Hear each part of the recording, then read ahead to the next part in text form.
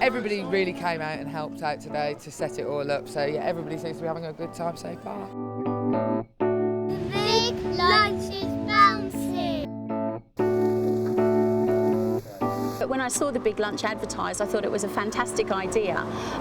Just the whole concept of it, getting people together, getting people to get to know each other again, good old-fashioned community spirit. Even in the setting it up this morning and yesterday, I've met dozens of people that I've never really had a conversation with before. The big lunch is great!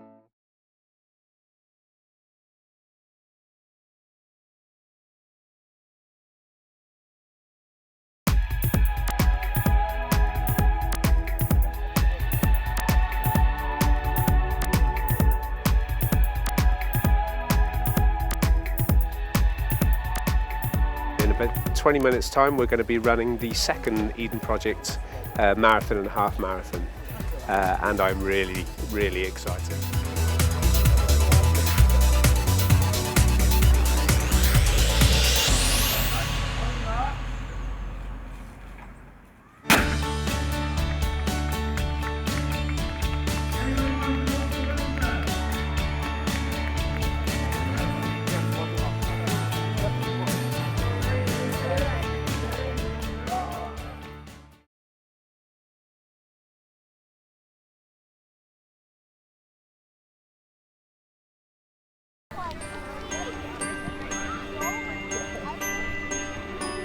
It's about getting local people in Cornwall and in Middlesbrough to grow their own food, but also to just learn stuff and become more confident in themselves as learners.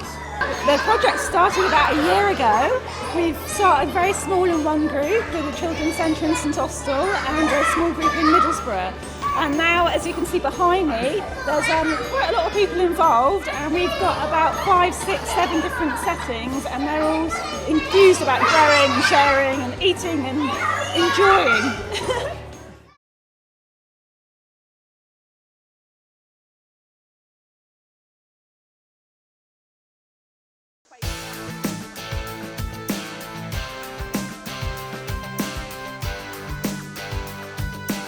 The Great Day Out programme has been running for about 3 years at Eden, and it's our opportunity to invite people to Eden who wouldn't necessarily otherwise come here. So it's the people we really want to engage, and they're some of the hardest to reach people in our society. We've worked with nearly 2,000 homeless people, offenders and excluded young people. One of the things that we're trying to do with the Great Day Out programme at the moment is tell the public about what we do. It's not just taking pictures, it's what the pictures mean to you and your circumstances. We use the site here as a resource to motivate people. By providing that inspiration and motivation, we can actually help people change their own lives.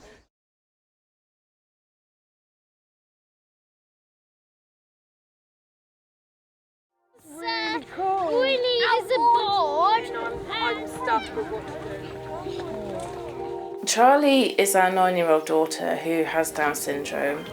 Muddy Shorts is a fantastic scheme where you get back to basics. They can climb trees, they can den and raft build,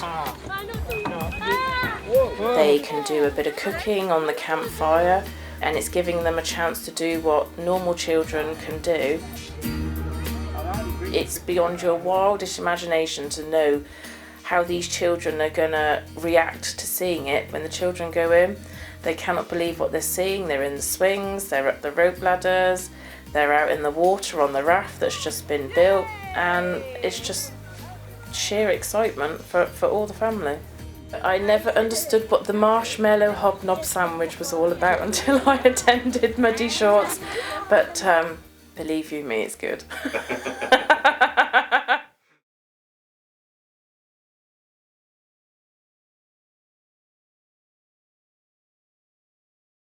A massive round of applause, ladies and gentlemen, Liam Frost! Sun was shining out in the street, and my heart grew still with fear. Will this cold wind ever cease?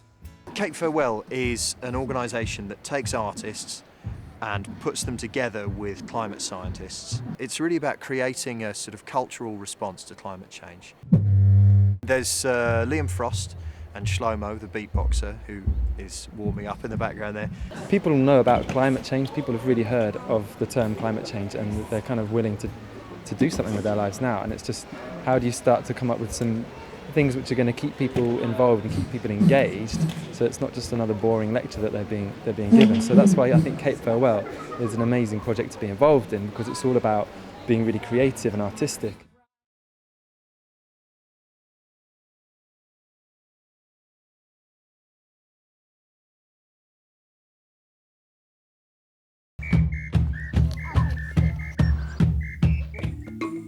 Gardens for Life is a really exciting project where schools are supported to establish gardens, to grow food and to discuss these gardens in a sort of a global community.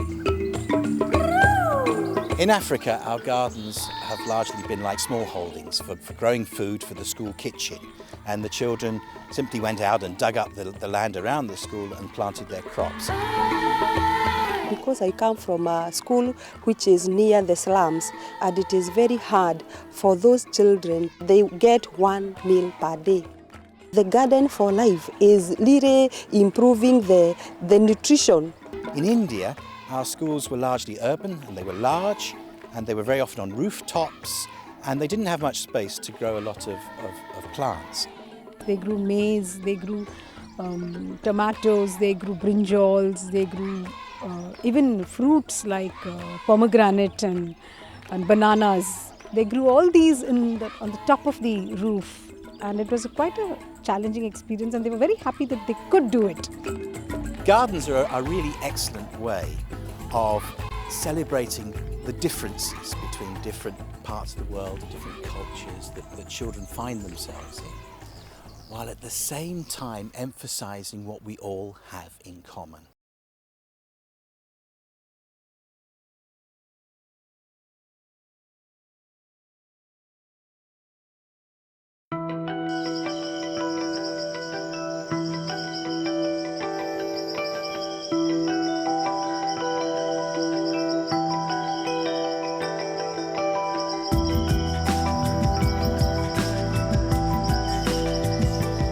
I did not know anything at all about sustainability, needing the plants, the environment. I think I'm going to focus more on science to get great grades, because I think that maybe I can do something in the environment in the future. I really have the really high target of us actually working together and making this work.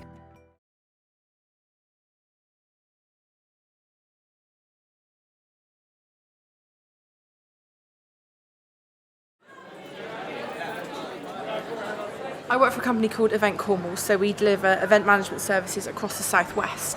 As a company, we're really looking at sustainability and how we can improve our practice.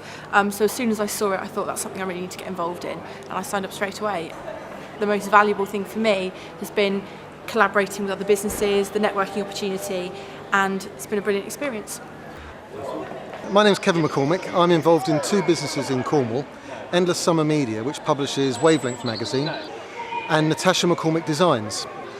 The most positive thing that's come out of the Green Foundation has just been the knowledge and experience of the people involved and the enthusiasm with which they deliver the messages, because that's been inspiring and has certainly taught me a lot.